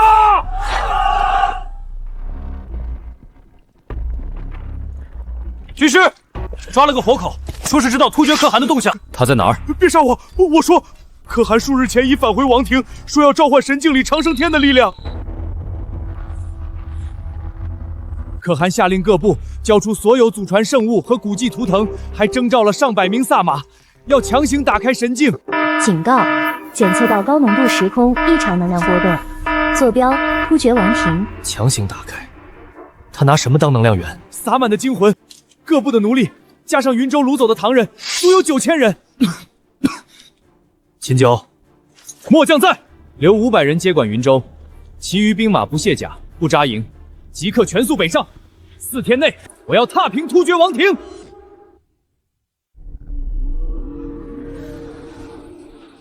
力量，长生天的力量，快给我！大汗，不可啊！这妖精在吞噬生魂，腾德力会降下天罚的。天罚？等本汗掌握这神力，长生天也得臣服于我。继续施法！疯了！你这是要毁了王庭！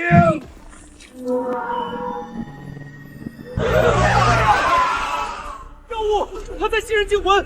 各部勇士，快逃！谁敢退半步，杀无赦！仪式继续。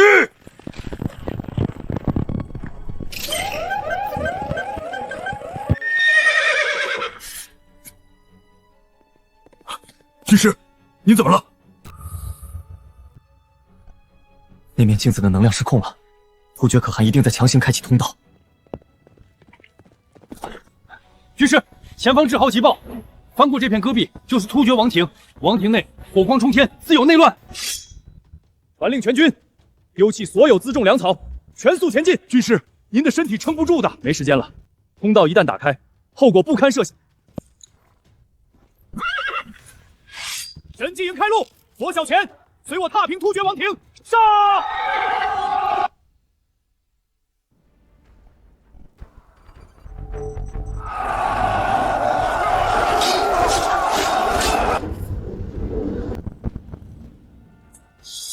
秦九，你带左翼封死王庭后路，一只突厥狗都别放逃。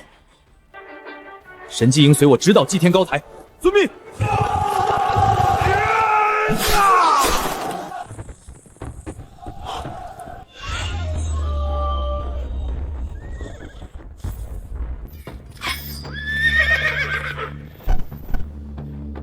大唐神机营在此，降者免死。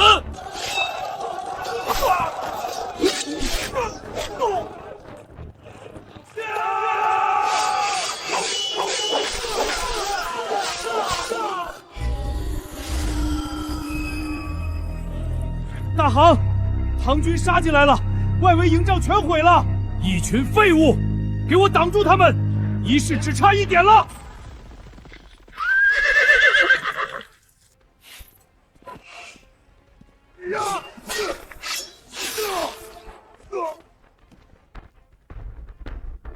你的长生天救不了你，把镜子交出来！晚了，你这南蛮人根本不懂什么是真正的神力。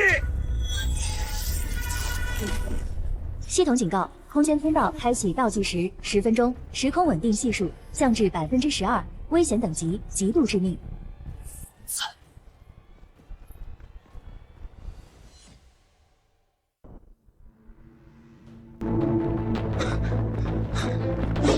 死守大汗！神力，这就是长生天的神力！老实点！没用了，神门已开，你们这些南蛮子全得陪葬！军师，你流血了，炸不碎，砍不烂，铜镜的通道在抽取我的生命本源当燃料。全军撤下高台，退避300步！快！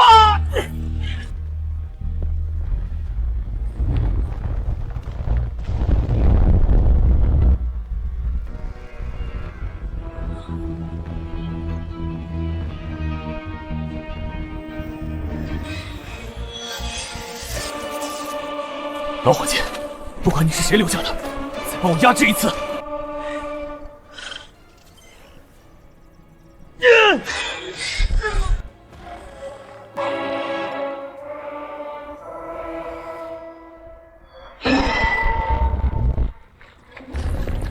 来不及了。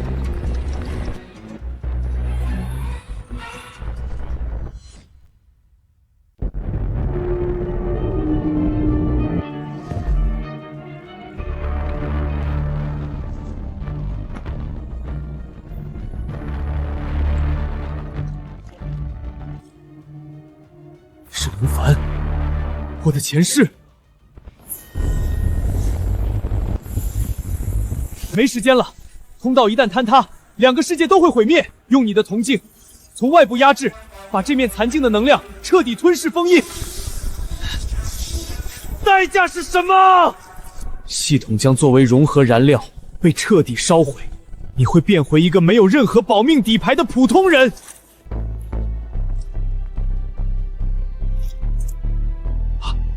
那半透明的人是谁？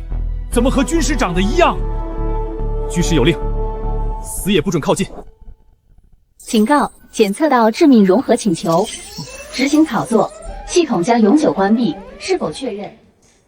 你当年留下这保命系统，就为了护我周全，你把保命当最高优先级。但这2个月来，教我打仗的是大唐名将侯俊贤。和我一起做实验室的是七须道长。系统是你给我的拐杖，但不好意思，现在我不缺了。确认融合。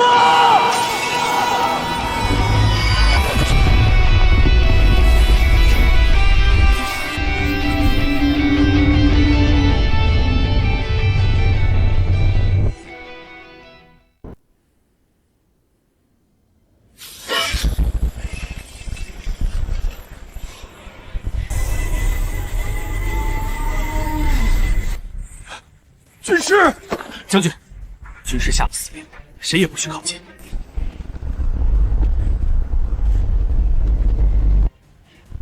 不，那是长生天赐予本寒的神力，给我停下！给我疯！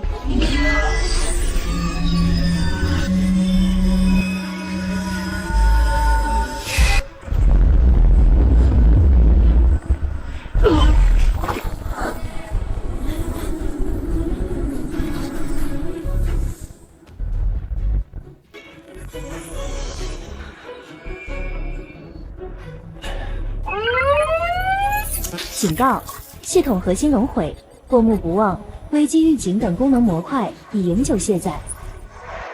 宿主：珍重。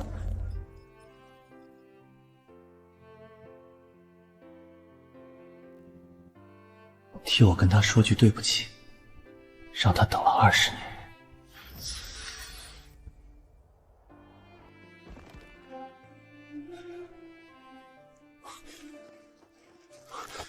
军师，你怎么样？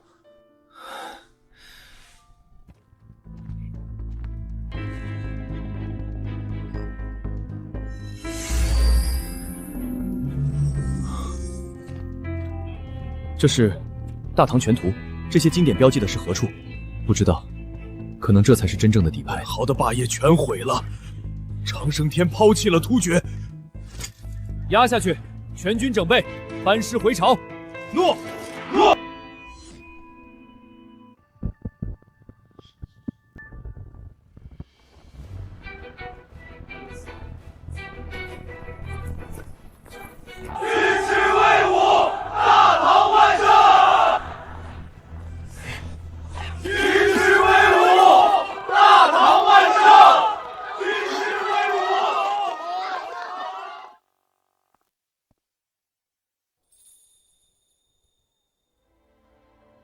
你出征前说会毫发无伤，如今这般模样，可这是欺君。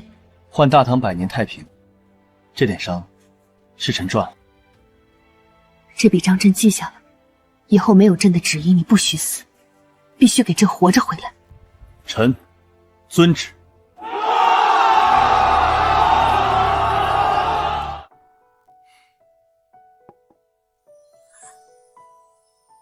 这些金色斑点究竟是何物？臣尚未查清，但有件事，臣必须现在向教陛禀明。在突厥王庭残镜碎裂之时，臣看到了林凡。他的一缕残魂被困在残镜中20年，他耗尽最后力量帮臣封印，彻底消散。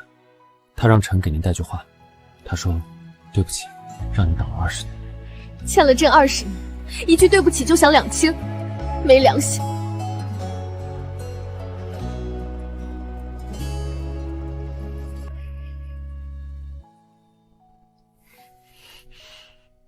他欠大唐的，你来还。是，只要陛下管饭，臣定护长安，万事无虞。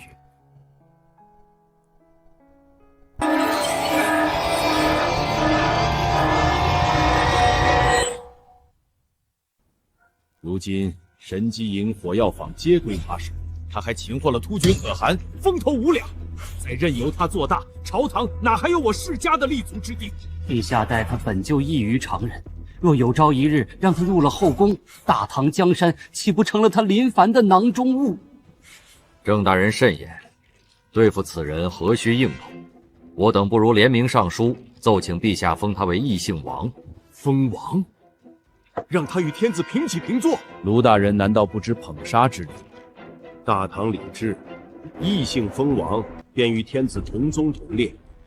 一旦封王，他与陛下在礼法上便绝无结为连理的可能。明升暗降，断其后路，好一招釜底抽薪。明日早朝，老夫便做个恶人，替周大人铺路。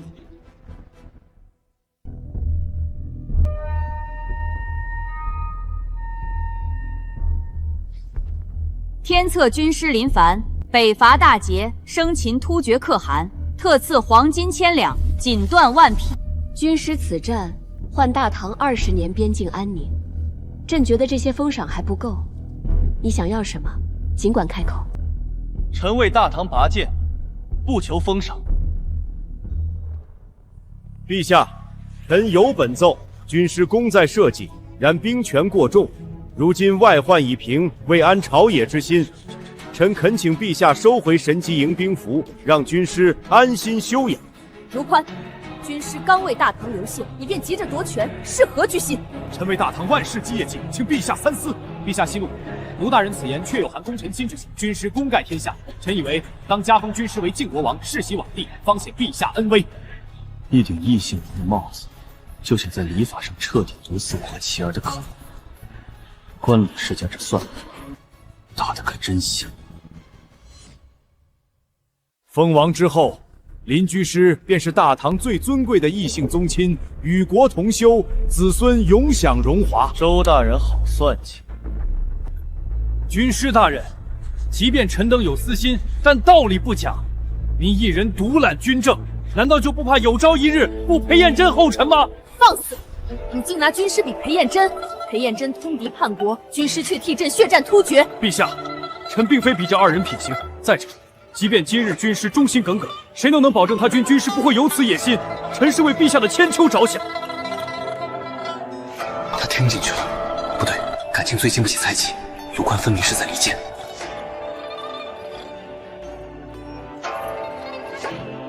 卢大人说的对，一人独揽军政，确是取货之道。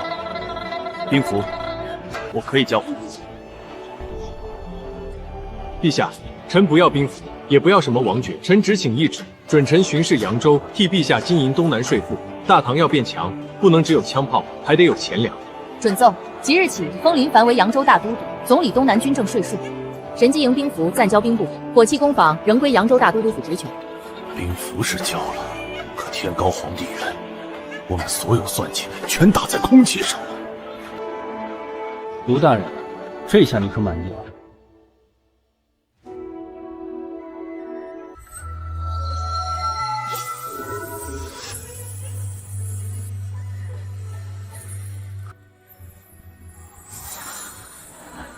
东海彭山，地下30丈，有矿脉，断不可落入外族之手。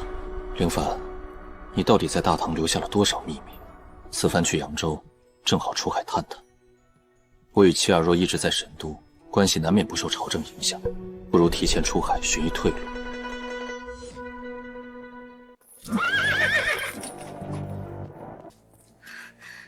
陛下所赐，大都督路上用得着。替我谢过陛下，长安的局势就有劳婉儿姑娘盯着了。大都督放心，倒是扬州水深，盐商、海商盘根错节，那些个世家大族都是一群活祖宗，您当心案件。我去扬州可不只是为了整顿钱粮。林凡留下的线索指向东海，我必须亲自走这一趟。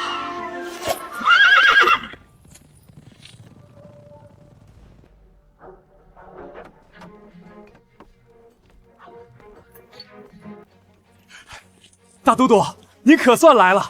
您瞧这千辆大船，用的是上等铁木，保管您满意。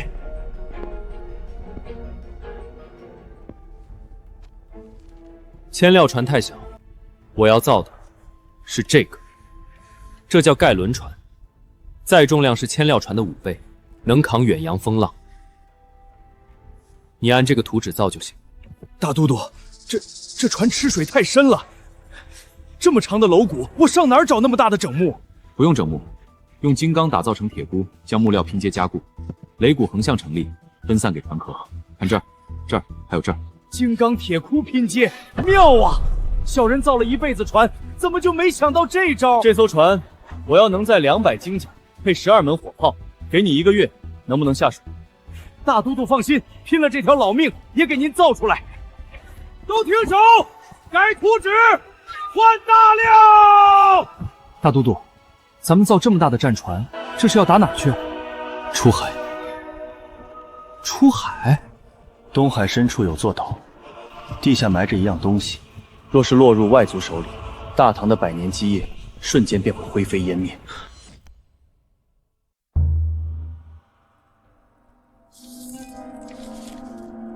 秦九，你看这账目，按产业量算，少说200万贯，结果这一年报上去才80万贯。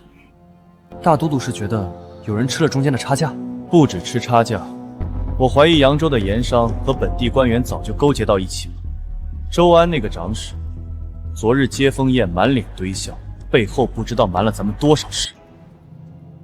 你留在扬州这边，替我盯着周安，等船造好了，我就带几个人出海。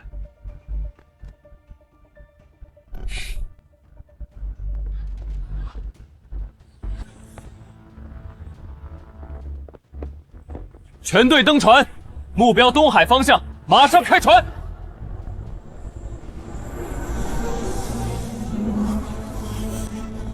大都督，前方海域不太对劲。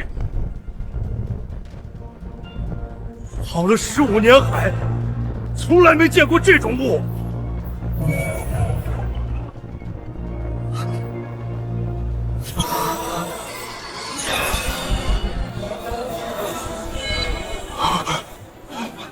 我的妈！那山上的金纹到底是什么？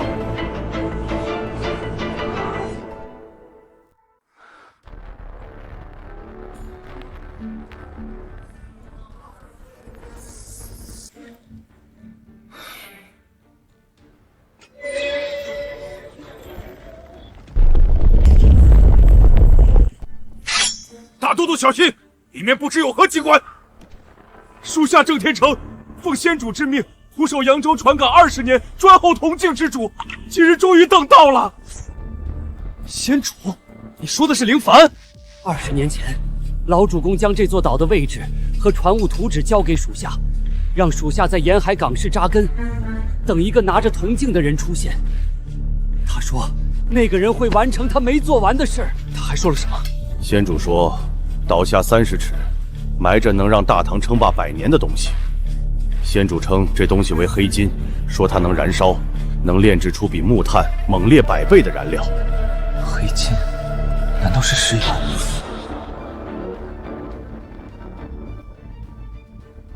留一艘快船和30人驻岛，封死海底暗礁入口，其余人装满矿石，随我返航。遵命。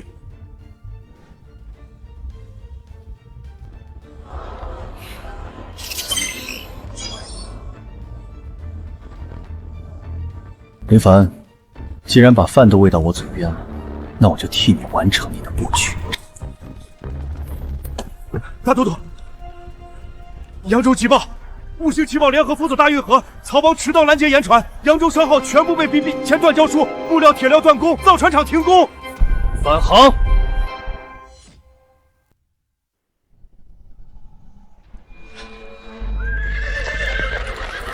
大都督出海游玩可尽兴了，今日怎么有空来运河赏景？把铁链撤了，这堵着入口的连船是怎么回事？大都督，五星旗教联合下了禁令，凡与大都督府合作的商号都不出5大商路，这条运河一直是他们几家说了算。大都督，把这帮狗东西全砍了吧，让末将动手。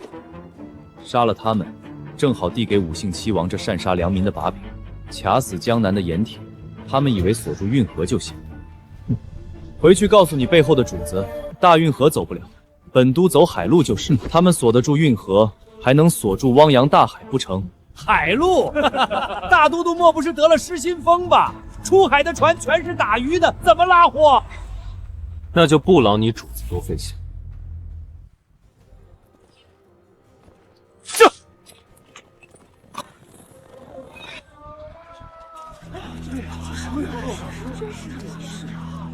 即日起，凡经扬州海路翻越海盐者，免除3年关税。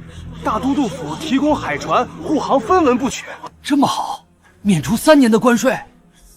可武大家族刚下了禁令，谁敢跟大都督走，被武家盯上，以后在江南就别想做买卖了。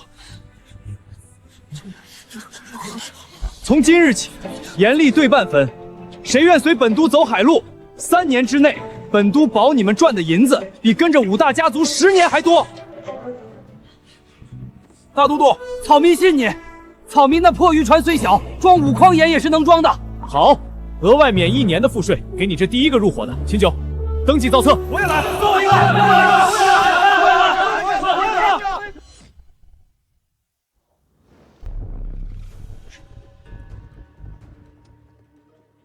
林大都督搞免税告示，搞得好热闹。王公让我来看看，这扬州码头还剩几条船？王公有令，即日起，扬州港内凡挂大都督旗号的船只，一律不许装货，不许出港。哪家商户敢接林凡的货，武训期望断其100年商路，定与他不死不休。王管事远道而来，辛苦。大都督客气，小人奉王公之命来提醒大都督一句：武姓期望根植大唐100年，盐铁商路是几家祖辈一刀一枪拼出来的。大都督想动，得掂量掂量自己的分量。王管事，替我给你家主子带句话，他堵得了码头，堵不了人心。扬州的盐，今天已经出发了。啊！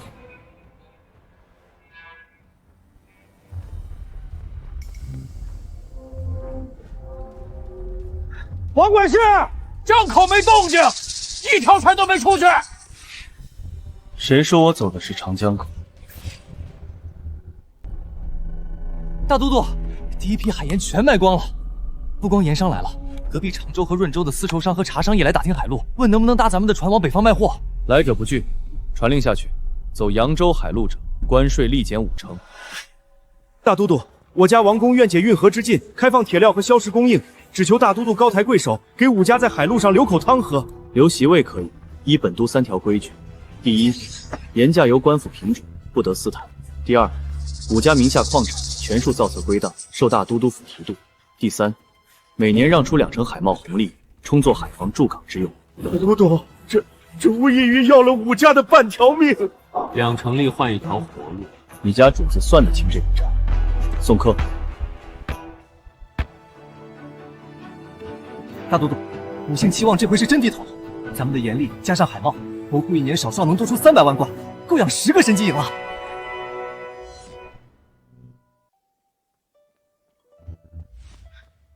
陛下怎会在此？那长安的朝局谁来坐镇？有婉儿盯着呢。朕若不亲自来看看，怎知大都督是不是在扬州乐不思蜀了？微服出巡，未免太险。我带了8个暗卫呢，放心，没人认出朕。再说朕这帮打扮，不过是个寻常商妇罢了。寻常商妇若有这帮倾国之姿，只怕这扬州城的门槛都要被踏破了。油嘴滑舌，带朕去看看你的船。这就是你造的船，比长安城的宫殿还大。以后会造更大的，这条船能载200人，能横渡东海，再安然返回。朕这辈子都没出过关中，没想到天下这么大，海这么宽。你想不想去看看海的那边是什么？我在东海找到了一座岛，岛上有矿有淡水，能住人。等大唐根基彻底稳固，海路通畅，军队强盛，百姓富足，我想带你去那座岛，不管朝政，就我和你看日出日落。你是希望朕还政于李唐？与其等别人夺，不如自己选个时机，体面的交还。趁你还年轻，趁大唐还在上升期，留下一个盛世之名。樊老，后世史书中我的结局是不是并不好？世家有世家的立场，可百姓都知道你为他们谋的公平与盛世。别怕，我来了就会帮你改变那个结局。其实朕从登基那天起就知道会有这么一天，但朕就是要让大唐不再受外族欺扰，商路通达四海，百姓安居乐业。我都知道，如今海运之路已经打通，铁矿煤矿在手，火器也能量产了。从马斯洛需求层级分析，只要再提供更多阶层跃升的通道，这届百姓算是极幸福的。马斯什么罗？是樊郎那个时代的东西。对啊，以后有的是机会，我们慢慢聊。好。